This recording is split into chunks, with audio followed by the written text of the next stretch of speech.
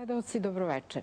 Vi gledate emisiju Svetski stvaraoci sa Milom Malečković ili, ako hoćete, Stvaralaštvo i besmrtnost, o kome uvek govorimo, jedinu emisiju na televiziji u Srbiji koja psihološki objašnjava pojmove od one vrhunske kreacije ljudske do političke manipulacije. I mi smo zapravo nekoliko naših emisija posvetili upravo toj psihološkoj manipulaciji, objašnjavajući šta ona zapravo jeste i kako ljudi mogu da je prepoznaju i da joj se odupru. I večeras ćemo nešto govoriti o tome, ali ćemo kazati preciznije više stvari i objasniti kako to izgleda korektna politička opozicija naspram one prave i u kakvoj je vezi stvaralački odnos prema njoj i stvaralačka odbrana. Kako čovek koji je darovit, talentovan, može da se odupre toj manipulaciji. I to jeste suština. Stvaralac se uvek odupire i drugima pokazuje kako da se odupru. Šta je cena ljudske slobode? Kakva je ta sloboda u današnjem svetu za koji se tvrdi da je slobodan? A nekada su ljudi govorili svaki čovjek je slobodan onoliko koliko je pametan i koliko može da razotkrije načine manipulacije. Ja se sa tim relativno slažem, ali podvlačim da mi ovde delujemo psihoterapijski i da je nama cilj da svima objasnimo kako da se odupru tiraniji i kako da postanu hrabri i kreativni u ovom kratkom životu na zemlji. Dobroveče, Ivane. Dobroveče i hvala na pozivu. Ti si ovde prvi put ili si već nekada davno dolazio? Nekada davno sam bio na Kopernikusu. Pre par godina. Bio si na planeti Kopernikusa, to možda znači svašta. Bićeš predstavljen tokom emisija, ali ja mislim da te najbolje poznaju Srbi, srpska javnost, a i oni koji ne vole sve o čemu mi pričamo, oni tebe još bolje znaju. Mao Tse-tung je govorio dobro je biti prepoznat od strane neprijatelja, odnosno protivnika. Čak je govorio dobro je biti napadan od strane protivnika. To je, da kažemo, jedna vrsta poštovanja. Ako krene i neprijatelj da nas napada i da nam se odupire našim idejama, znači da ideja koju mi nosimo i da ono što radimo ima neki značaj. Možda ne poštovanja, ali priznavanja. Čuveni francuski pisac Albert Camus je imao običaj da kaže, sad ću reći na francuskom zato što je to igra reči, pa ću prevesti, être contesté, c'est être constaté. To znači biti kontestovan, znači biti osporavan, znači u stvari biti priznat. Da. To je govorio Camus, koji je također imao veoma težak život, kao što znamo. I prošao je ceo taj put i stvaralačkog i političkog, ali ajde sada da ateriramo do tebe. Mi ćemo danas govoriti o onome što je ti si tema, pitao si me šta je tema, ti si, kod mene su tema, kao što vidiš, nema jedenja vremena, nema nikakvog kružoka koji će da priča šta misliš. Da oduzima vreme. Da, bome, mi se usredsredimo na osobu, na ličnost jednu. Pričat ćemo malo o toj zapravo načinu odupiranja, stvaralačkom načinu odupiranja psihološkoj manipulaciji, u stvari tiraniji. I vi ste u stvari poznati po veoma efikasnim akcijama koje su stvarne, hrabre i realne, da tako kažem. Da, pa pokret imao velikih akcija koje su imale ogromnu medijsku probojnost i praktično mnogim ljudima je bilo neverovatno ono šta mi radimo i čime se mi bavimo. Pre svega to im je bilo u jednom periodu, ajde da kažemo, za vreme prošlog režima Borisa Tadića, kada smo imali niz velikih akcija, ljudima je to bilo suludo, da neko toliko sme da ugrozi, da kažemo, i svoju karijeru, svoj posao, svoju porodicu, da kažemo, pa i svoj život u pojedinim momentima. Jer mi smo praktično mnogo puta izlazili na ulicu i svedočili smo istinu.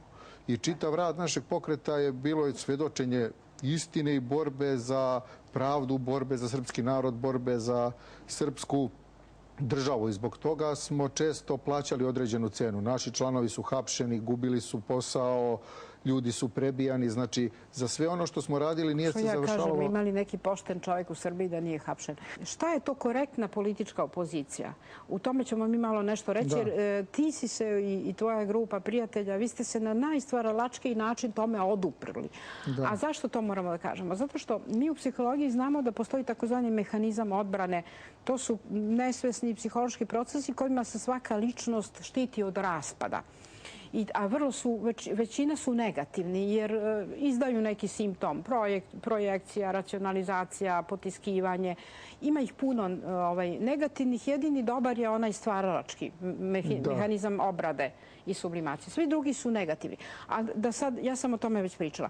Mehanizam odbrane je nešto čemu pribegava jedna ličnost da bi se spasla od raspada. Ona to radi nesvesno i relativno neuspešno. To je posebna tema u psihologiji ličnosti. Ali ja ovim počinjem zato da bih rekla da je korektna opozicija, takozvana korektna opozicija, mehanizam odbrane svih savremenih demokratija.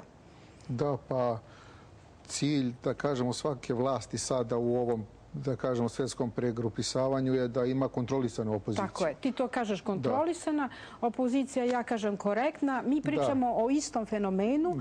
To je, samo da za naše gledalce kažemo i odmah ćemo nastaviti, to je ona opozicija koju neguje sam sistem i plaća je sam sistem i ona služi zato da odstrani onu pravu, radikalnu, hrabru opoziciju i da održava sistem. Da budemo najkonkretniji, pošto možda ljudi ne znaju, Amerikanci imaju, neću da kažem Amerikanci jer nikad ne govorim protiv naroda, Bela kuća, znači vlast u Americi, imaju specijalan budžet za snimanje filmova protiv Amerike. I ti filmovi služe da malo smire javno mnijenje, je tako? Psihološki oni smire malo mnijenje i kažu, pa mi smo, evo vidite, mi smo demokratska zemlja i imamo filmove protiv Amerike. Ali to snima sama američka vlast.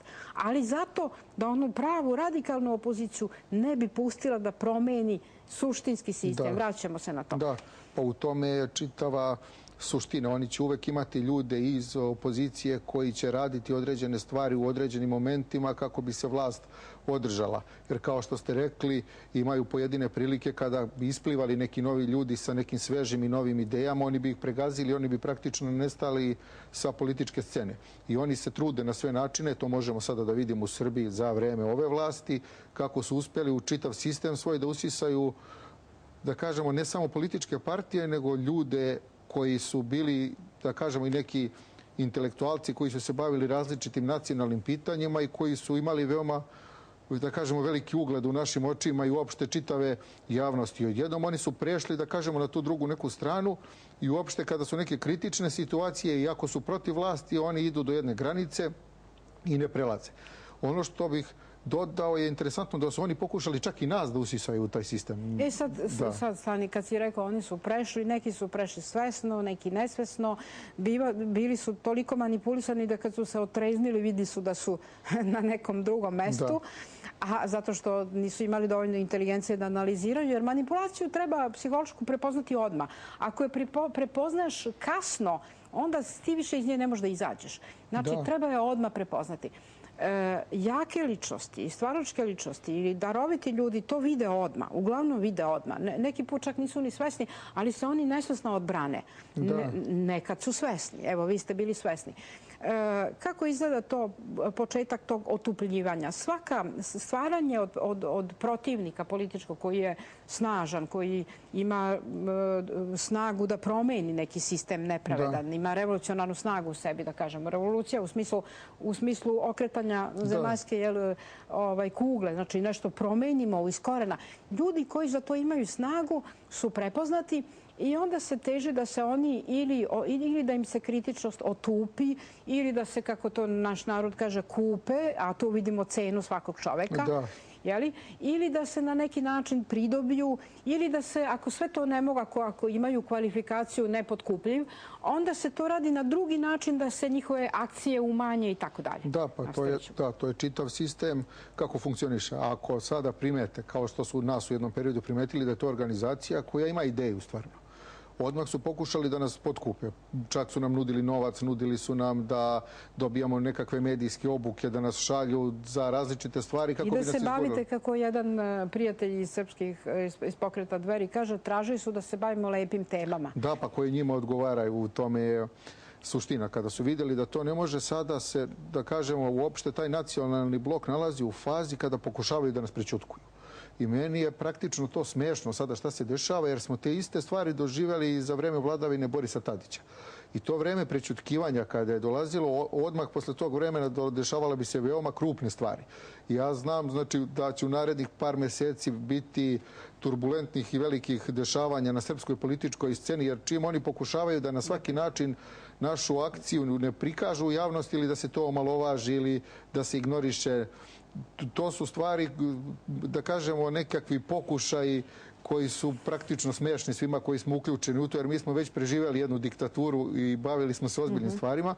Tako da, slobodno mogu kažem, znači u narednih par meseci očekujemo velika dešavanja i velike događaje koje oni neće moći da izbegnu i o kojima neće moći da ćute, jer će ih ti sami događaji prestići. Sad smo na pragu onog što će biti srž našeg razgovora i objašnjavanja.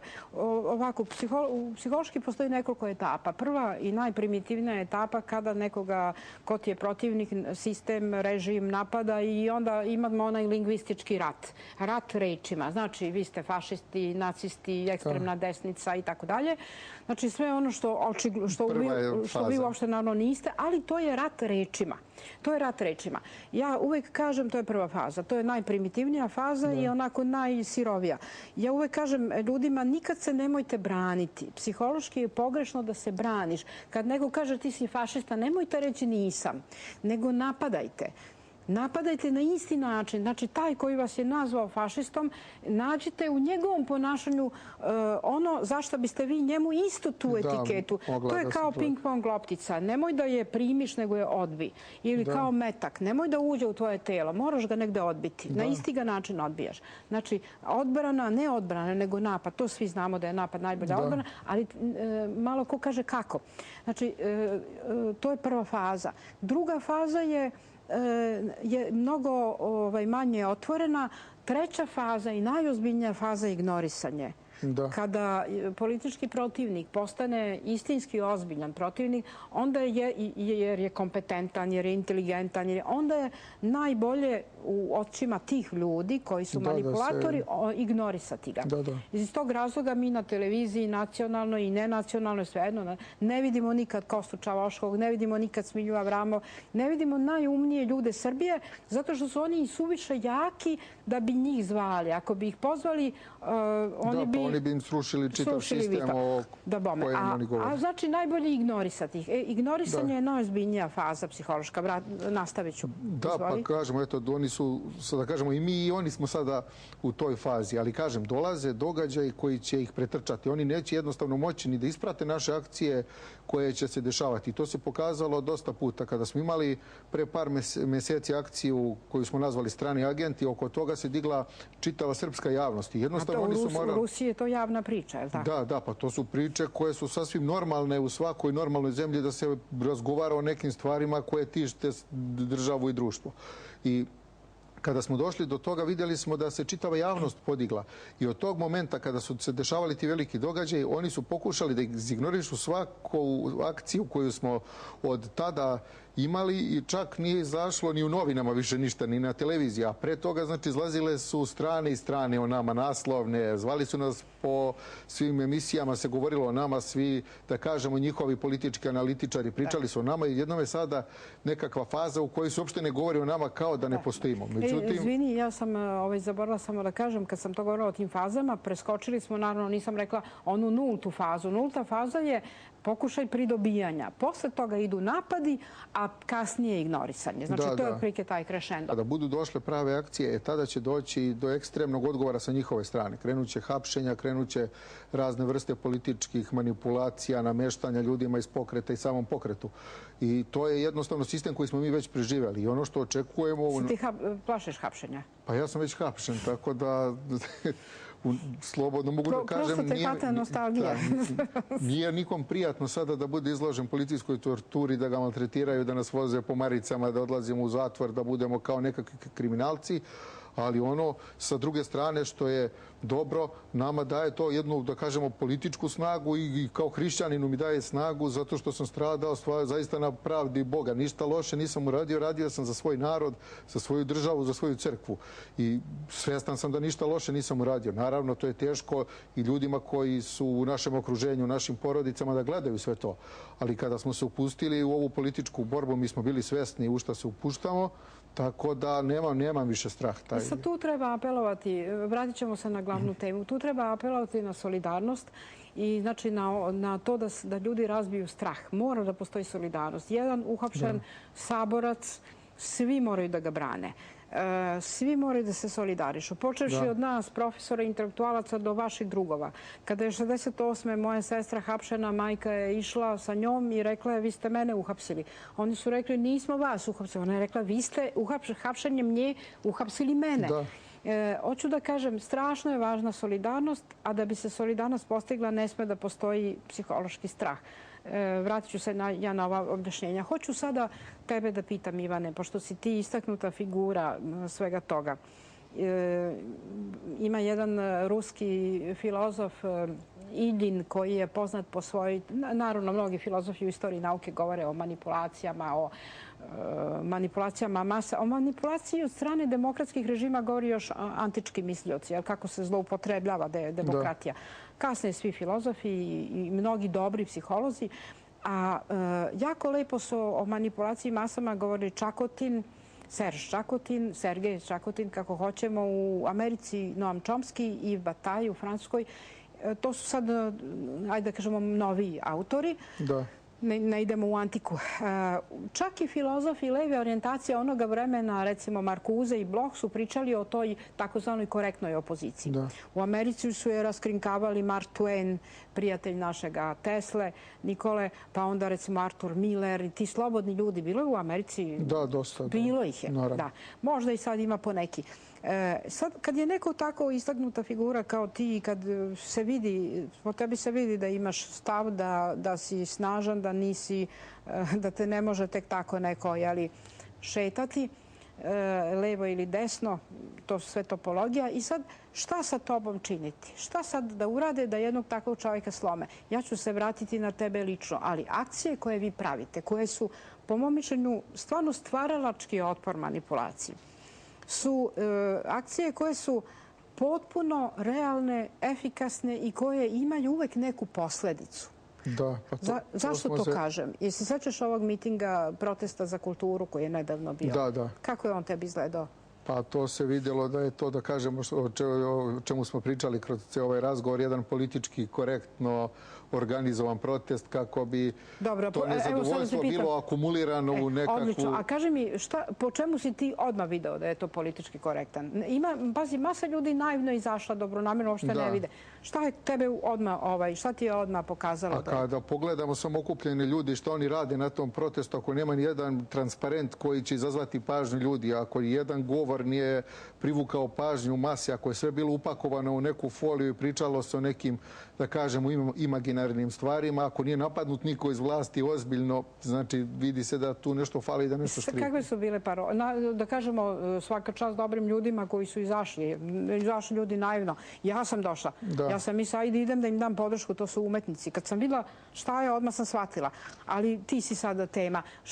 Kakve su bile njihove poruke? Evo, pošto ti to analiziraš, ti si to video. Evo da kažemo, znači ako nije konkretno targetovano ko je osnovni naš problem. Znači, taj čovjek zbog kojeg mi nosimo, znači, nekakav problem ima svoje ime i prezime. Ako nije direktno on pozvan na odgovornost, ako nije neko iz vlade ko se bavi tim pitanjima pozvan na odgovornost, ako nismo iznali one suštinske probleme zbog kojih smo ugroženi, znači tu nešto fali. I vidjelo se samim tim koji su se ljudi, da kažemo, okupili u tom nekom vrhu i koji su vodili čitav protest. Posle sam čitao o tome šta su i umetnici sami koji su poznati pričali o tome i govorili su da su to uglavnom neki razmaženi dramski umetnici koji su navikli da dobijaju milionske svote za nekakve beskorisne, da kažemo, umetničke projekte i oni su izašli tu. I naravno oni će biti namireni, njih 5, 10, 15, 20, nebitno koliko, i oni su u tom sistemu, oni će dalje imati milione, dok ostale sve, da kažemo, grane kulture bit će opet u nekakvoj... Evo, sad si ti rekao ključnu stvar.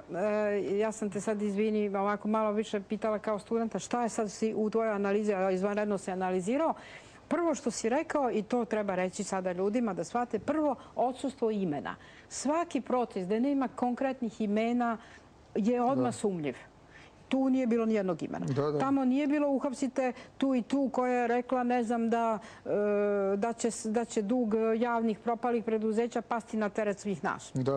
Tu nije bilo uhapsite tog i tog koji je falsifikovao to i to. Nije bilo uhapsite ime i prezime ono koji je, ne znam, ukrao ovo, a puna štampa. Ja mogu sad i sada govorim imena, ali nama je cilj da objasnimo u čemu je suština. To je sve bilo, kako je izgledalo? Dole ovo, dole ono. Pa sve su uopštene teme. Platite vi, ko su vi? U tome je čitava priča. Znači, prva stvar po čemu možete da prepoznate manipulaciju na nekom mitingu, takozvanom protestu, je da u stvari nema nikakve realne prozivke. Sve je nešto, sve je maglina, sve je opšte, nećemo, hoćemo. I uglavnom je ono nećemo, a nigde nema šta hoćemo. Da, šta se traži, šta je uopšte cilj naš zbog čega smo izašli na ulicu. Nećemo to, ali mi hoćemo ovo. Mi hoćemo da se da ovaj demisijon, da ostavku za 2 nedelje. Da se onaj drugi tamo uhapsi najdalje za mjesec dana. Da se raspiše to i to za najdalje. To su poruke. Takve i nijedne nije bilo. Jer nismo mi deca kad izađemo na ulicu i da vičemo samo nećemo, nego jednostavno uvek smo imali neku ideju šta hoćemo i šta imamo i mi sami da ponudimo. Nismo mi izlazili na ulicu da bi se i sada vidiš, to je takozvana lažna opozicija. Sad tu ima ljudi koji nisu toga ni svesni da su upotrebljeni, ali jedan mali procenat, kao što si ti lepo shvatio odmah, je svestan. I to su te takozvane lažne akcije. Tih lažnih akcija ima jako mnogo. Ja se odmah tebi obraćam, samo da kažem, George Soros, još uvek je živ, finansira mnoge antikapitalističke takozvane proteste na zapadu. I naranđaste, i žute, i zelene, i crvene, i one od duginih boja. Sve ih on finansira. I sad bi neko rekao, pa to je antikapitalizam. Pa on ih finansira da bi bili korektna opozicija. Jesi li ti čuo za paket aranžman protesta koji se zove Occupy? Da. Znaš šta je to? Znam što su pravili, da kažem, po više zemalja, ajde da kažem, od Sjedinjenih Američkih Država. A ja u šali kažem, kad tom Occupy izbaciš ovo jedno, šta bismo dobili? Okupaj. To je okupaj. Okupaj i umi bankare i pokaži ih da su lepši. To je paket aranžman protesta. Da, pa to se vidjelo, čitavi ti protesti koji su bili organizovani, da kažem, u Wall Streetu kada je bilo bez ikakve ideje. Mi smo nezadovoljni, izlazimo i ništa. Šta je cilj svega toga što smo mi izašli na ulici? I to se posle širilo, da kažemo, i po čitavoj Evropi, ko zna gde sve, ali nije imalo nikakvog smisla. Ne znaš da te proteste finansira George Soros? Da. A većina tih ljudi koji izađu na protest ne znaju. Ne znaju, jer ja shvatam da su ljudi zaista nezadovoljni tamo i vide šta se dešava. I pokrene se neka priča, ali ta priča nema završnicu, nema kraj. I tu se i rasipa energija i idući put kada bude stvarno došlo do nekih pravih protesta, ljudi neće izaći jer reći će... A to je cilj. Pa da, pa to je čitava ova priča o kojoj mi govorimo. To je ono o čemu se govori psihološko otupljivanje oštrice mača. Oštrica mača, to je naslov knjige De Gaulleove, zato volim to da kažem.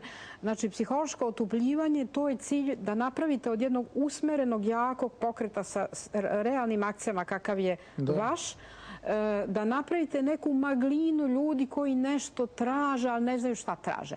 Ako to vlast uspe, ona je uspela. Onda je od pravih, da kažem, boraca napravila korektnu opoziciju. A to može da se desi da niko ne bude svestan, nažalost. Pa može da se desi, jer kako vreme prolazi, oni mogu polako da usisavaju u taj sistem i da neosetno postane pokret ili čovek nešto što on uopšte i nije. Jer ja znam po nama, po dešavanjima u pokretu, a i po samom sebi, jer jednostavno kad odradiš jednu akciju, drugu, treću, četvrtu, petu i o tome nema ništa, čovjek se zapita pa da li ima sada smisla uopšte da radimo ovo. Zašto radimo ako ne menjamo ništa, niko ne obaveštava o tome, ne dolaze novi ljudi. Ali jednostavno stvar u toj političkoj borbi je pre svega istrajnost. Ne samo u akcijama, nego i doći će ta akcija koja će preokrenuti sve događaje koji su bili do tada i koja će povući niz narednih događaja koji će biti. I zato uopšte nemam nikakav strah niti da će pokret nestati, da će oslabiti ili bilo šta. Ja sam svestan samo ako se budemo držali svoje ideje da ćemo mi biti sve jači i jači i da će to biti ta ideja koja će jednog dana i promeniti čitav sistem u kojem živimo. Druga stvar koju vi radite to je da vaše akcije imaju nekog efekta. Akcija koja nema nikak, evo ove Occupy aranžmani, paket aranžmani protesta širom sveta se karakterišu time što nikad ničim ne rezultiraju. Ne samo što oni nemaju cilj, nego oni nemaju nikakav rezultat. Oni idu, manifestuju, potroše energiju naroda i svoju, ali tu nema nikad nikakvog rezultata i to je sistemski, to nije sistemska greška, to je pravilo. Tako su ih napravili. Vaše akcije su bile u stvari najdarovitije. Počnemo od one čuvene na NATO smotri, je li tako? Da. To je napravljena akcija. Sada ću vam ispričati, to nikada nisam ni izneo u javnost kako je išlo oko toga. Mi smo saznali da će biti taj aeromiting i saznali smo da će NATO naravno imati svoje avione. Znači, ljudi koji su bombardovali Srbiju 1999. i sve ostalo što su nam učinili, trebali su da dođu da lete na srpskom nebu i da im mi aplaudiramo kako oni imaju lepe avione. I mi smo počeli da spremamo akciju, spremili smo jedan veliki transparent na kojem je pisalo NATO fuck off i bio je znak NATO-a modifikovan kao kukasti krst gdje smo htjeli da ih predstavimo kao naciste. Ali pošto nama naravno slušaju telefone, počela je za nas da se interesuje vojna bezbednost. Sad dovoljno da gledaju ovu emisiju, ne moraju više toliko da slušaju. Da, ja kažem, nek me uvek pitaju, sve ću mi ispričati šta ćemo da uradim, jer ne radim ništa loše. I onda su poslali ljude koji su dolazili kod mene u Aranđelovac, pošto tamo živim, da vide šta će biti kroz neku priču, su htjeli to da izvuku, pošto nije moglo.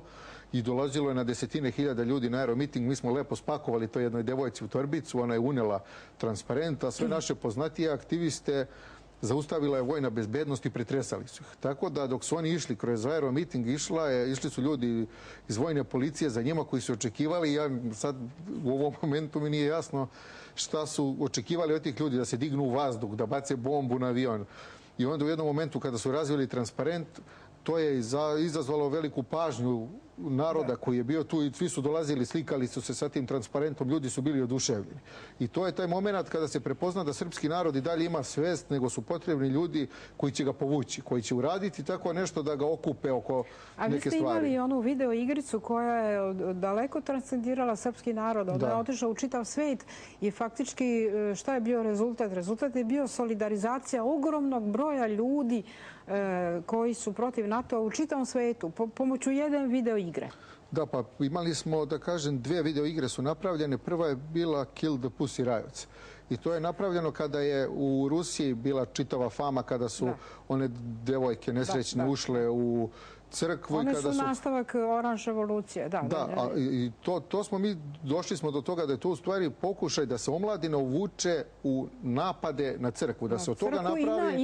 I na kampanja je bila za Putina. Da, ali to znači bukvalno da okrenu omladinu protiv Putina, da ispadne kao nešto fancy, da tim modernim rečnikom kažem da svi budu sada protiv crkve ili ne znam, mi smo se obukli, mi slušamo punk muziku i sada idemo, upadamo u crkvi. To je počelo da stvarno da se širi kao neki virus po gradovima Evrope, ali odjednom kada se prvi put desilo u Nemačkoj, kada su se obukli, kada su ušli u jednu katedralu, kada su ih pohapsili, stalo je sve. Jer oni i sami su svesni koja je to opasnost. I taj projekat je trebao da bude... Mi smo malo nešto i pričali o tome, to su histerične devojke, među njima je nekoliko profesionalnih prostitutki, što znači da su bile najemljene i plaćene za taj posao. Vidi se da je sve što urađeno imalo je... Ništa nije spontano, da. Da je baš odrađeno, da ima veliki vizuelni efekat, sve je to odrađeno. I onaj šamar, patrijarh i tako dalje. Ali sad nam one nisu tema. Vraćam se na ovo, akcije koje imaju efekta. Jedine mogu da se stvaralački odupru tiraniji, sistemu tiranskom i takozvanoj korektnoj opoziciji. Po čemu mi prepoznajemo korektnu od prave opozicije ili da kažemo lažne, ne volim tu reći, ali morat ću sada da kažem, lažne performanse od pravih akcija ili preduzeća ili nečeg što... Vi ste radili realne, prave akcije koje su imale efekte, a performansi ti takozvani napravljeni, namerno napravljeni da nemaju efekta, su nešto sasvim drugo. Zato što uvek maše suštinu čitave priče. Ja samo kažem, gledajte ljude šta rade na ulicama, gledajte političara, gledajte bilo koji pokret. Svako ko ne gađa, znači, a kada je neka tema aktualna, ako ne gađa suštinu, znači da tu postoji nekakav problem. Da li je kontrolisan od policije, da li je plaćen od nekih političara ili šta već, ali tu konkretno nešto ne valja. Prepoznamo razvodnjavanje. Vi imate usmerenu akciju, to je kao da odapneš strelu i sad ona ide u centar. A ovde ide raspinjava se, da kažemo, čitava priča i sve akcije. Mene su zvali u policiju zbog njihovih tekstova. Tu ima i neke novine na internetu koje služe da difamiraju i tu ste isto, mislim, na isti način radili. Da, pa to su, imaju ove internet novine Petra Lukovića koje su, da kažem, direktno plaćene od CIA i mi imamo konkretne dokaze. Dobijali su nekoliko puta od 40 do 70.000 dolara kao za finansiranje tih projekata koje rade. I čitava ta akcija koju smo sprovodili, bili strani agenti, govorila je u stvari o pojedincima i medijima koji su finansirani od stranih obaveštajnih službi. A tu treba jako mnogo hrabrosti. Evo zašto to ne može da radi korektna opozicija. Jer ti ulaziš u nešto konkretno. Znači, to je konkretna borba. Imenovao si ljude, neki put i to je opasno. Treba imati i podatke i proveriti sve. Znači, nema... Mi smo dobijali, što je bitno, mnogo podataka i rekli smo da spremamo tu belu knjigu crnih organizacija i htjeli smo da je objavimo u maju. Ali kada je došlo do ovog previranja oko Kosova i Metohije, rekli smo ne, sad čekat ćemo da se obradi i Srpska napredna stranka. Nećemo se zaustaviti na svim ovim strankama koje su bile u tom proteklom periodu, nego sačekat ćemo da i oni budu obrađeni i izaći će knjiga. I ono što me raduje je da svi iščekuju tu knjigu. Pre par dana mi je baš stigla poruka na mobilni telefon i pitaju da li je zašla knjiga, ali niko nije potpisan. Ja naravno ne odgovorim i posle par dana baš ovdje u Beogradu idem kroz ulicu, zaustavljam jedan policajac. Ne treba da odgovoriš na takvu poruku i da kažeš policija će prva dobiti. I upravo čovjek iz policije me zaustavlja i kaže ja sam ti poslao poruku, nisi mi odgovorio. Vidiš kako anticipiramo. Nešto bih te pitala, Ivane. Nismo se ništa dogovarali. Možda mi kažeš šta god misliš. Ima jedna, verovatno, ja sam sigurna ovako, govorim sad kao psiholog, i kliničar i psihijatar.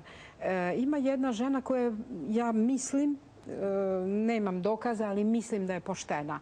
Ali isto tako mislim da je zloupotrebljena.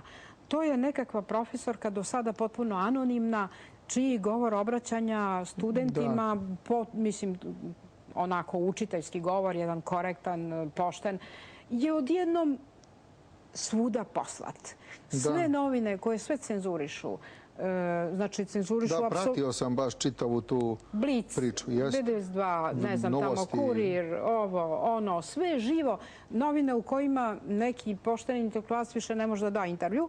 Odjednom, za 48 sati to su napravili difuziju kao da je Nikola Tesla. A govor potpuno prosečan, mada mislim da je korektan i pošten i vrlo lep govor, ali ništa politički značajno. Upravo zato je ta žena isforsirana. Jer ona je zaista iznela neku priču, da kažemo, što je ona osjećala i rekla je svojim đacima.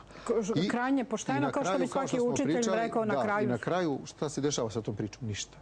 Oni su je iskoristili, priča je iskorišćena. A šta misliš zašto su je iskoristili? Pa da ne bi mogao neko drugi da iznese, da izađe sa tom pričom, jer svi mi znamo da ne valjaju... A šta misliš zašto? Šta ima to u njenom, tipa što ti dobro analiziraš, šta to ima u njenom govoru koji je, opet ponavljam, i pošten i korektan? Zašto su se oni uhvatili da od nje naprave korektnu opoziciju?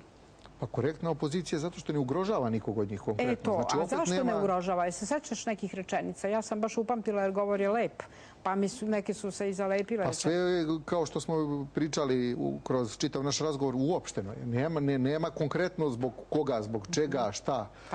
I sve se završava na nekoj priči, ne valja ovo, ne valja ono. A ništa konkretno. I do duše od žene koja svojim postdiplomcima govori nije se ni očekivalo ništa. Žena normalno govori. Žena je ispričala neku normalnu priču koju bi ispričala i moja majka. Najverovatnije koja je, da kažemo, prosječna žena, bavi se normalnim stvarima. I to je bilo za tu priliku. Znaš da je taj govor izgovoren pre mjesec dana, a ispumpan je... Pa neko je shvatio da je pogodan trenutak da se iskoristi. A se sjećaš, tu ima jedna rečenica, ona lepo kaže nije važna ekonomija, zakon i priča deci, nego je važno da vi dobro srpski jezik naučite, leksiku i tako dalje.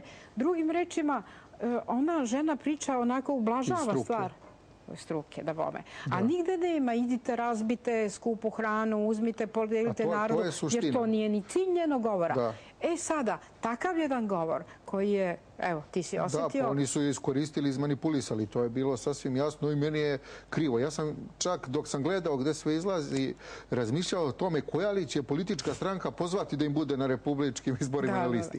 Jer to je veoma moguće i verujem da je možda već neko i kontaktirao. Ja sam pročitala neki intervju gde se ta žena sama čudi kako je njen govor ima takav odjek. Jer ona uopšte nije govorila to za političke svrhe, nego svojim đacima koji sutra treba da se odupiru, kiču i tako dalje. I to je sasvim dobro sve rekla. Ali odjednom, mjesec dana posle toga, oni difuziraju svuda, odnosno šalju svuda. Zašto? Pa zato da se vaše akcije ne vide. Mnogo ljudi ima koji vide to i koji nude, znači, drugačiju neku priču normalno i nude konkretno rešenje. I oni, naravno, da će pustiti tu ženu koja je vidjela, iskritikovala i dala, da kažemo, savjet svojim učenicima i tu se, kao što smo rekli, završava sve. Da budu dobri đaci. Da, završava se sve, tu je kraj, ali nema one suštinske priče, hoćemo promjene, zbog njega je ovakav problem, zbog njega je ovakav, mi hoćemo da se on smeni, nećemo da nam budu ove korporacije ovdje da pljačkaju narod, nećemo strane banke koje imaju najveće kamate u Evropi i u Srbiji, hoćemo to i to. Sad na apsolventskoj večeri ne možeš reći studentima idite pa razbite sve banke, ali je tačno da taj govor je iščašen iz svog konteksta i zloupotrebljen u nešto drugo. Jer viš kako izgleda pravljenje korektne opozicije. Da, pa žena je praktično uvučena u neku priču sa kojom nema vezi. Ta njena ideja, da kažemo, koja je letela, oni su se okačili na nju kako bi pala, kako bi je srozala. A znaš da ona jako lepo kaže u svom govoru budite protiv tog kičeraja. A Blic koji štampa njen govor je časopis koji najviše piše o takvim pevačicama i koji najviše to kiča daje.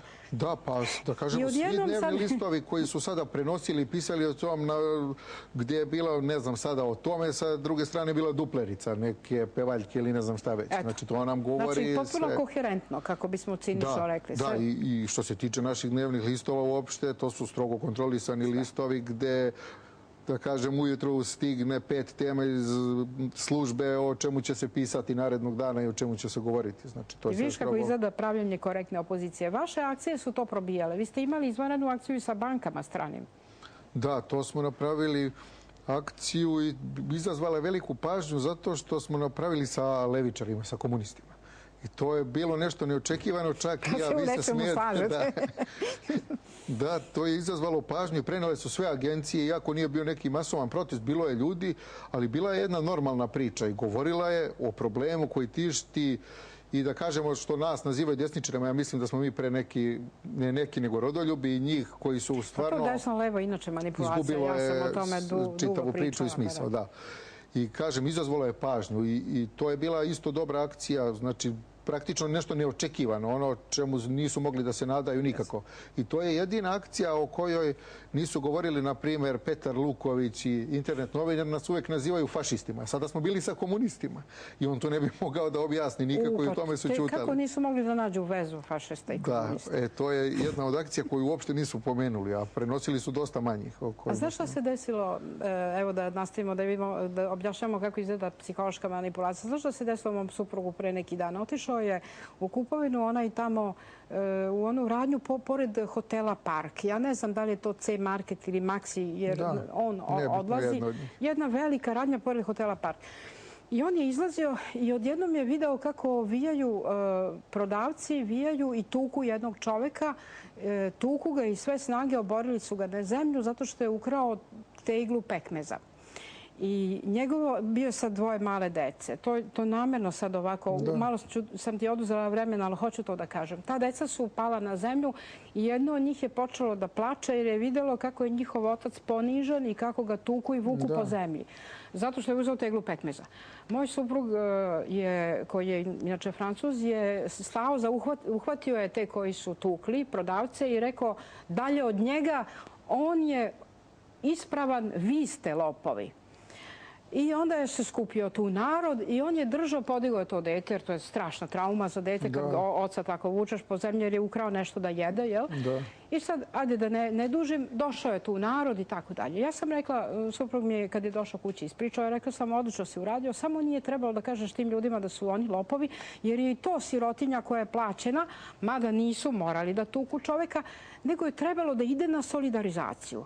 Ukrao je nešto da jede. Ajde solidarišiti se svi, pa nemojte tom vašem šefu to da kažete. Ako hoće da vam smanji platu, svi zajedno stanite. Vraćam se na tvoje vaše ideje. Na jesen će jako biti strašno u Srbiji. Sirotinja je sve veća. Da, pa kriza je ogromna i to se osjeća na svakom koraku. Praviti akcije gde ćete mahati cvećem i, ne znam, držati neke panoe ili uraditi nešto ovako konkretno i reći nećeš više tući čovjeka koji je uzeo nešto da jede, jer nije on lopov, nego su oni koji vas drže lopovi. Da, pa u Srbiji su potrebni dramatični događaji i to ozbiljno mislim, jer drugačije neće moći da se promeni ništa. Od izlazaka na ulice kao što je bilo do sada kad izlaze sindikati koji su također pod šapom vlasti, koji se bune zbog nekih socijalnih prava i to od toga nema ništa. Nego jednostavno narod je besan, narod je gladan, narod je ponižen. I mora da se dogodi nešto što će povući taj narod da izađe na ulice i da dođe do toga da se sklone ljudi sa vlasti koji su kontrolisani od zapadnih obaveštajnih službi i koji rade isključivo za njihov interes i za lični interes. I to je tragedija koja prati srpski narod, da kažemo, od početka tog više parlamentarizma u Srbiji. To je problem koji nas muči. I svi, da kažemo, rodoljubi koji su se pojavljivali, koji su imali nekakvu ideju, oni su bili na margini. Ali čini mi se da ove 2013. godine svi ljudi koji su uključeni u te patriotske pokrete, u par patriotskih pokreta, da kažem, su na mnogo većem intelektualnom nivou i imaju veću svest o čitavim dešavanjima koje su ne samo u Srbiji, nego i, da kažemo, u čitavom svetu. I mislim da je ovo velika šansa da ti mladi ljudi učine nešto za svoju državu i za svoj narod što protekle generacije nisu mogle da urade. I u tome vidim našu šansu i vidim šansu i ostalih ljudi koji su tu godinama. Jednostavno, da kažemo, eto, Dveri. Dveri traju već 12-13 godina i to su ljudi koji imaju jednostavno neku svoju ideju, neku svoju priču i znamo da nisu umešani ni u kakav kriminal, nisu bili potkupljeni, nije bilo ništa, da kažemo, što bi moglo da se okači na njih. Što se tiče isto našeg pokreta, pokret postoji već od 2006. godine. Niko ne može meni da kaže da sam uzeo novac, da sam bio u nekoj stranci, da sam bio potkupljen. Znači, sa te strane smo čisti i imamo neku priču koja je normalna. I to je ono što nas čini u velikoj prednosti nad svim tim političkim partijama. I zbog toga nas se plaše, jer znaju da imamo ideju i da imamo snagu da se uradi nešto. I da svi možete i da se ujedinite. Ali, ajde, kaži mi, šta biste vi sad uradili, recimo, da se sirotinje i bede i sve više u Srbiji? Na jednoj strani će biti na jesen, ja već anticipiram, već vidim film koji će se odvijati. U oktobru će početi kada se dupliraju cene, struja, porezi, takse. Opet će izaći narod sa transparentima, ne damo ovo, dole ono, ne damo ovo, dole ono. Šta biste vi uradili u takve jedne situacije? Mi smo pričali... Ne tražim da pričaš akcije. Da, ni akcije, nego pričali smo baš o akcijama koje imaju u svetu. Evo jedna od akcija. Si vidio šta su uradili u Grčkoj? Da, a ovo mi je bilo interesantno. Ljudi su organizovali, ušli su u te ogromne, da kažem, korporacijske supermarkete, iznosili su robu. Tako je. Nazvali su ga marš gladnih. Izneli su robu i odneli su sada gde su ljudi zaista bili ugroženi ili ta puka sirotinja ulazila je i iznosila je hranu. Ja baš pre neki dan sedim kući i razmišljam... Da li onda može tako nekoga da uzmu tog oca, dvoje male dece gladne koja su plakala na toj zemlji i da ga tuku jer je ukrao jednu teglu bi prehranio porodicu i to je strašno. A ove velike lopove... Koji ih zaista pljačkaju i zbog kojih nemaju novca, oni se nisu setili da bilo šta urade protiv njih. Kako sad psihološki, vi to možete da uradite, zato vas se i plaše, psihološki pozvati sve ljude da budu solidarni? Da, ja razmišljam, znači, kada bi bila prva akcija takva, kada bi ljudi ušli u supermarket i da iznesu hranu, drugačije bi razgovarali po nizu drugih pitanja, brojnih drugih pitanja što nas tište i muče. Jednostavno mora da se pokažu zubi u pojedinim trenucima. Znači skupo nam je, nemamo da jedemo, narod je osiromašen, hoćemo da se promeni nešto. Nismo mi lopovi koji su otišli u banku da kradu, ne, nego svako uzme ako ništa po hleb i po ne znam bilo šta što mu je pri ruci paštetu i nek izađe napolje i nek pokaže ovo je moj otpor ovom režimu i čitavom sistemu koji nas tišti i ugnjetava. Izaći ću i daću nekom ko nema šta da pojede. Kada sistem postane potpuno gluv i slep za siromašne ljude, ja sam malo čas počela pa nisam završila, jedan veliki ruski filozof koji se zvao Iljin je govorio o nužnosti suprotstavljanja zlu silom. Naravno, mi imamo u čitavoj istoriji mislioce koji o tome govore, ali to je upravo ono, nismo za lex talionis, nismo za osvetu, ali mi jesmo za hrišćansko milosrđe, ali ti moraš da se zlu u jednom trenutku odupreš silom. Psihološki ne odupirati se zlu je jako pogrešno. Da, pa Njegoš kaže zlo činiti kad se od zla braniš, tu zločinstva nema nikakvoga. Znači, to je jednostavno naš otpor prema zlu. Mi ne možemo da se, ako hoćemo da se odupremo nečim, da se divimo i držim cvijet u ruci, a on me pobiće mi porodicu, uništit će me.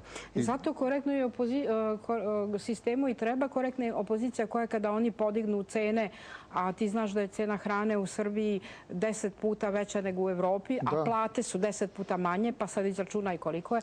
Ovdje ovako pačekačka valja košta 10 evra, a u Francuskoj košta manje od 1 evra. Gde idu tih 9? Gde to ide? Da, pa ovdje je čitav sistem napravljen kako bi narod bio uništen. Ovdje je stvarno došlo do toga da će Srbi prestati da postoje kao narod ne od bele kuge za nekih 500 godina kako pišu, nego od gladi. Jer kada uđemo u unutrašnjost Srbije, ja živim u unutrašnjosti, sve firme su zatvorene, ljudi su na ulici, ljudi su nezaposleni, omladina, imaju ljudi koji imaju po 35-40 godine, nemaju godinu radnog staža upisanu u knjižicu ili ako su radili, negde to su nekakve mizerne pare. Evo u Aranđelovcu gdje ja živim, devojke rade po onim kineskim radnjama za 8.000 dinara. To je praktično da ne može da kupi doručak za tih 30 dana što je radila. I to je ono što ja mislim da je potencijalna iskra koja može da izazove nešto što će dovesti do promjene. Ali jednostavno... I sad na vama je da napravite psihološke akcije koje će solidarisati ljude. Znači, ne sme da se dogodi da neko nekog tuče kad zbog siromaštva ukrade nešto da jede. Ljudi moraju da budu solidarni. Iako kapitalizam prvo što radi jeste da desolidariše ljude. Ja sam baš o tome pisao kako je politika ugrožena upravo zbog tog ličnog interesa. Jer ljudi stavljaju sebe i svoj interes ispred svega, ispred nacije, ispred naroda, ispred države, ispred crkve. Ali ono što nam daje nadu i što nas uopšte probudi ovdje u Srbiji kada vidimo, na primjer, demonstracije u Francuskoj, demonstracije u Grčkoj, kako se ljudi... Narodi su se svuda digli. Da, i ljudi, i da kažemo, prepoznaju šta se dešava. Nigde više niko nije toliko glup ili da ne može da dođe do informacije. Jer ovo je jednostavno vreme interneta, svaka informacija stigne za sekund sa kraja na kraja sveta. Ostvarila se želja našeg velikog Nikole Tesle koji je govorio sunce je besplatno, informacija će isto biti, još nije, ali niko ne može da je zarobi. Ipak postoji neka imanentna pravda. Što više hoće da zatežu i da kontrolišu, to je slobodniji internet u suštini. Jeste, ovo je jedinstvena prilika da misao može tako brzo da se širi. I ono što nam odgovara je internet. Jer mi preko interneta možemo u trenutku da obavestimo na 100.000 ljudi šta smo odradili i koja je akcija urađena. Ja znam kada su neko od akcija, sada ne mogu se sjetim tačno koja, pošto ih je bilo mnogo, nisu htjeli da objave ništa. Mi smo kačili na YouTube, za par sati je bilo 20.000 pregleda. Znači, to je nezaustavljivo. Pa to je, kažem, to je ta Božja pravda. Jer koliko god da kontrolišu, to ne mogu. Vi ste poznati po tim kreativnim akcijama, ali nije to kreacija tog tipa korektne opozicije o kojoj smo sad pričali, idem pa mašem cvećem ili igra i ples. Ja jako volim i igru i ples, ali to kada treba promeniti nepravdu, to nije dovoljno. To nije dovoljno. Mora se usmeriti i mora da tačno gađa u cilj. Mi smo se trudili da to uvek budu provokativne akcije. Bukvalno sada 2013. godine... Koji su na ivici stvaralačkog i na ivici opasnog, ali koje pogađaju cilj. Ja često kažem, pošto sam kao mlad slušao punk muziku, kažem mi smo politički punkeri. To je uvek bila provokacija, ona da izazove potres u vlasti, da svi gledaju šta se dogodilo i da se čude šta se dogodilo, da ne mogu jednostavno da odgovore na te. Prava opozicija mora ili da napravi preokret u svestima ljudi, što je jako teško jer ljudi su konformisti, pogotovo je teško masu dići, ili da, ako je borba u pitanju, onaj koji je napravio štetu u narodu mora biti na šteti. Naš narod ima posljedicu, kaže, sit gladnog ne razume. Naravno, to je potpuno tačno. Šta ti misliš ljudi koji su dobro plaćeni, koji gledaju uglavnom da njihov stomak bude dobar, sve im je lepo, nemaju nikakve probleme. Da li se na njih može delovati tako što ćeš izaći i vikati ua, ua, ne, to su stvari koje uopšte na taj način ne mogu da se preokrenu. Jer jednostavno, ja gledam od nas, evo počevši, naši pokreti ljudi će reći, dobre su akcije, dobro je sve, kako mogu da vas podržim, ali kada treba da se dođe za tu akciju gdje si zaista realno ugrožen, možeš nekada budeš uhapšen, neko će te osuditi, neko će te mrzeti zbog toga. Jednostavno, nas mnogi ljudi ne vole. Mene lično, mnogi bi me ubili sada kada izađem ovdje iz emisije zbog svojih stavova i zbog naših akcija. Ali suština je u tome da se održi ideja. I kako vreme ide, ja kažem, znači doći će trenutak kada ćemo svojim akcijama i svojom idejom, moment je bitan za svaku stvar u životu, tako da ćemo uspjeti u tom momentu da povučemo ljude. Ali sada da očekujemo da će nas svi voleti i da će svi trčati za našim akcijama, ne. Nego jednostavno to treba da bude jedan krug ljudi koji ima ideju i da čeka svoj trenutak kada će čitava nacija prepoznati to i kada će krenuti za nama. A bilo je brojnih trenutaka kada se čitava nacija okretala i kada su bili sa nama. Kad dobijete, i sad govorimo o konkretnim stvarima, kad dobijete narode jedan protest, pa kažu protest protiv gladi, siromaštva, sečanja prstiju, bede, onog jadnika koji nije mogao da plati banci dug pa se zapalio, to su stravične stvari. Kada vidite u istoj ravni protest protiv onog koji sebe pali benzinom i seče prste i ono koji traži novi gej hotel, onda znajte da je reč o manipulaciji. Te stvari ne smeju biti u istoj oktavi.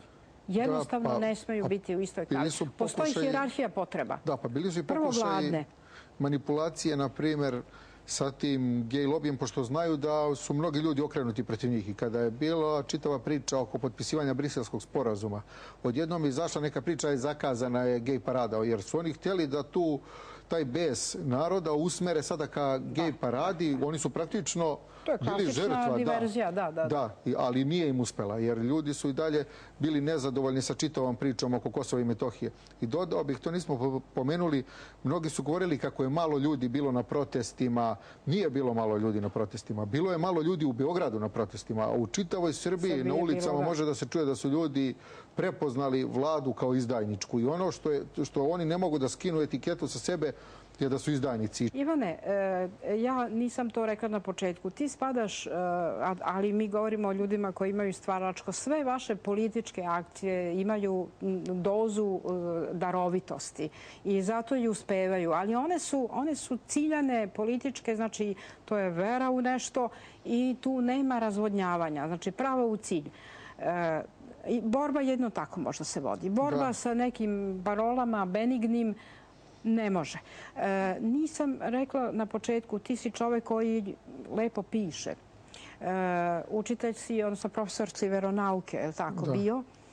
Dolaziš iz jednog sveta koji je i metafizički, sam imaš sklonost i ka pisanju i ka filozofiji. Sad se vraćam na tvoju darovitost, znači na tvoju ličnost koja je izuzetno kreativna, a ušao si u tu borbenu politiku. Mnogo je velikih revolucionara bilo koji su bili talentovani ljudi i oni su jedino i pobeđivali. Osrednjost ne može da pobedi. Pa znate šta, politika je u ovom vremenu u kojem se mi nalazimo veoma teška. A teška je iz tog razloga pošto mi dajemo sve što imamo, znači kompletno ulažem čitav svoj život, svoju porodicu, svoj posao, sve sam uložio znači u to jer zaista verujem u to što radim i to ne može niko da ospori. I mi, da kažemo, kada se događaju neke stvari, kada nas predstavljaju na neki način ili kada nas otpuštaju sa posla, kao što se meni desilo sada zbog Kosova i Metohije, ja sam otpušten sa posla jer sam učestvovao na demonstracijama, ne može to uvek nama da bude svejedno i da shvatimo olako. I mi padamo u nekog, to nije očajanje da kažem, ali uhvati nas neka ta crna minuta kada nam je dosta svega, kada nam je teško. I mene u tim momentima je uvek vadila, da kažemo, umetnost. Uvek sam tada seo ili napisao sam par tekstova, napisao sam pesmu, slušao sam klasičnu muziku Mozarta. To je nešto što me je čupalo i vadilo. Uvek sam tražio nešto više od te politike koju oni žele da mi ponude i to je ono što me je vuklo kroz sve. I umetnost i politika su po meni neodvojivi jedno od drugog. I u ovoj knjizi koja je u stvari neki tvoj manifest politika iz mog ugla, vidi se da ovde obrađuješ psihološki i mitove naše, i našu istoriju i veru.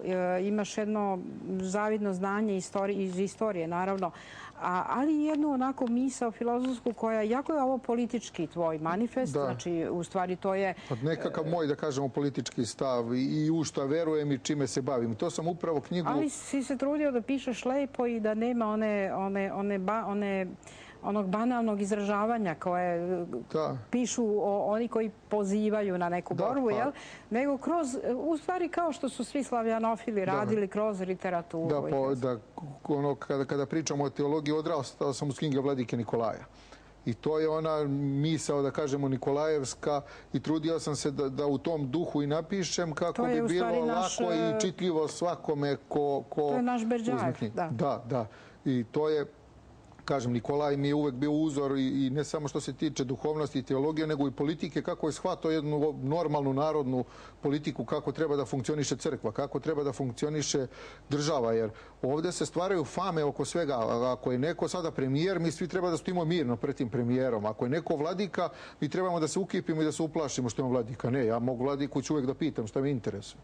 Ako je premijer, pitaću tog premijera. I on iz tog naroda, nije on sada anđeo bezgrešni, pa sada mi da se klanjamo i da gledamo. Ti upravo kroz tvoje pisanje pokazuješ da je Svetosavlje jedna, ja ću sad morati opet kažem tu reč, jedna vrlo demokratska filozofija. Naravno ne u ovom smislu koji smo kritikovali, nego u istinskom, pravom smislu reči i tu pokazuješ šta znači biti prvi među jednakima na jedan iskren način. Da, pa to je veliki problem našeg društva što se stvaraju, kao što sam rekao, fame. Bilo oko koga, ako je neko direktor u nekom preduzeću, ljudi će gledati u njega sada kao da je on Bog. Ako je političar, ako je bilo šta, ne, mislim, mi smo normalni ljudi svi. Što da ti ne priđem i da te ne pitam bilo šta što me muči. Ako vidim da radiš nešto pogrešno, reći ću ti, nisi u pravu, ne radiš. Tako kao što ti govoriš, govore jake ličnosti. Da te pitam da li si verujući ne treba, jer tako to si već iskazao? Da, pa trudim se, nikada nisam želeo pričam sada sam ja vernik ili ne znam šta, nego jednostavno kroz neke jednostavne stvari da se pokaže ko si i šta si, da imam veru u Boga, trudim se da vodim neki hrišćanski život koliko sam ja u mogućnosti, niti se molim po 15 sati dnevno i 10 sati u crkvi, ne, trudim se koliko je to moguće da budem hrišćanin i da to sprovedem, da kažemo, kroz svoj svakodnevni život. A evo, kada sam otpušten sa posla i ljudi sa kojima sam radio, meni je to, nema veće pohvale, počeli su plaču. Znači, ja sam sa njima proveo 6 meseci nepunih, koliko sam bio direktor te biblioteke i ljudi su, prepoznali su me da sam, da kažemo, normalan. I ja uvek govorim, i kada sam deci na veronauci predavao, rekao sam im, budite samo normalni, to je dosta. Ti si analizirao i te razne neformalne, kako mi kažemo, psihološke centre moći. Sad nam to nije tema, ali da pomenemo da si tu pisao i o trilaterali, i o Bilderberg grupi, i o ONG raznim, jel' tako, MMF-u i tako dalje. Sve te takozvane neformalne, u stvari, upravo te psihološke centre moći koji sputavaju slobodu ljudi, a mi znamo kako se to delo iz pozadine.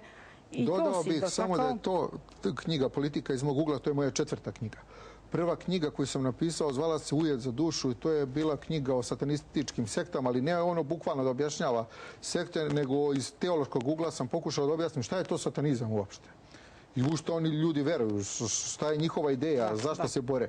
I ta knjiga je baš izazvala veliku pažnju i bila je na nekim konkursima i proglašena za najbolju knjigu i brzo je prodata, čak je napravljen i dokumentarni film i držao sam predavanja po brojnim fakultetima i ne znam gde sve. I trudio sam se da u tom duhu nastavim da objašnjavam o toj borbi dobra i zla. Jer ja kao hrišćanin zaista verujem da postoji đavo kao ličnost, kao što i Bog postoji kao ličnost. Pali anđeo. Ivane, da li se plašiš bilo čega, a onog najvećeg straha od nestanka, imaš li taj strah? Razmišljaš, ti si mlad čovjek, ali da li razmišljaš o smrti? Strah od nestanka nemam. Veći strah koji imam je strah da ne ostavim ništa iza sebe ili jednostavno gledao sam skoro japanskog samuraja Yukio Mishima, poznati samuraj, i on je izvršio harikiri zbog toga što je bila velika amerikanizacija u Japanu i njemu je bilo strašno posle svega što je Japan preživeo od njih. I on kaže u jednoj svojoj priči, kaže, ja nisam uopšte heroj.